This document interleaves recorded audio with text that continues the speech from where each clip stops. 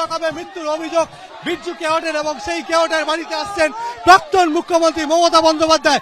চূড়ান্ত বিক্ষোভের মুখে জোর স্লোগান দেওয়া, চোরের রানী চোর সৃষ্টি করেছে আজকে মমতা ব্যানার্জি, 15 বছর বাংলা লুট করেছে, চোর চোর। ব্যাপক উত্তেজনা এই মুহূর্তে আমরা দেখতে পাচ্ছি হালিশহরের ভূতবাগান এলাকায়। বিরজু কেওট, যার পুলিশ লকআপে মৃত্যু হয়েছে বলে অভিযোগ করা হয় পরিবারের তরফ থেকে, এবং কাল ভোর রাতে মৃত্যু হয়, এবং তার বাড়িতে এই মুহূর্তে আসছেন প্রাক্তন মুখ্যমন্ত্রী মমতা বন্দ্যোপাধ্যায়। গাড়ি লক্ষ্য করে কাদা ছোড়া হচ্ছে, জুতো ছোড়া হচ্ছে।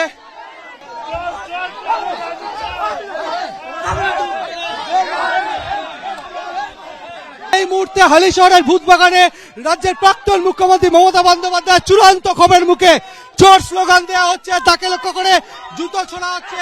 কোন ক্রমে পুলিশ র্যাব তাকে সেই বাড়ি পর্যন্ত নিয়ে যাচ্ছে। বিরজু কেওট গতকাল যার মৃত্যু হয়েছিল পুলিশ লকআপে, পরিবারের তরফ থেকে অভিযোগ করা হয়েছে যে পুলিশ লকআপে মৃত্যু হয়েছে বিরজু কেওটের।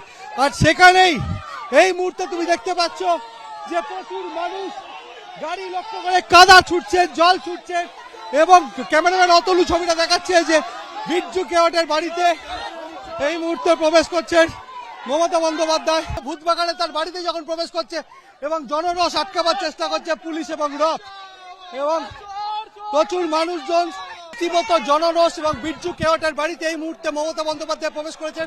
অতনু তোমার ছবিটা দেখাচ্ছে যে এখনো জনরোষ তার গাড়ি ঘিরে আসতে পড়েছে, এবং প্রচুর মানুষ জোর স্লোগান দিতে থাকে, চটি ছুটতে থাকে, কাদা ছুটতে থাকে, এবং তাকে ধিক্কার জ্বালাতে থাকে। এবং সেই মুহূর্তে আমরা দেখতে পাচ্ছি যে পুলিশের পক্ষ থেকে সরিয়ে দেওয়ার চেষ্টা হচ্ছে, গাড়িতে আছাড় মারা হচ্ছে। অতনু ছবিটা দেখাচ্ছে যে তার গাড়ি ঘিরে এই মুহূর্তে বিক্ষোভ হচ্ছে, পুলিশের পক্ষ থেকে সরিয়ে দেওয়া হচ্ছে বিক্ষোভকারীদেরকে। এবং যেভাবে জনরোষ আসতে পারে, প্রাক্তন মুখ্যমন্ত্রী আজকে যখন ভূতবাগানে এসে পৌঁছয় সেই সময় তাকে লক্ষ্য করে চোর স্লোগান, এবং তার কনভয় আটকে দেওয়া হয়, তাকে ঢুকতে বাধা দেওয়া হয়। এবিপি আনন্দ এগিয়ে থাকে, এগিয়ে রাখে।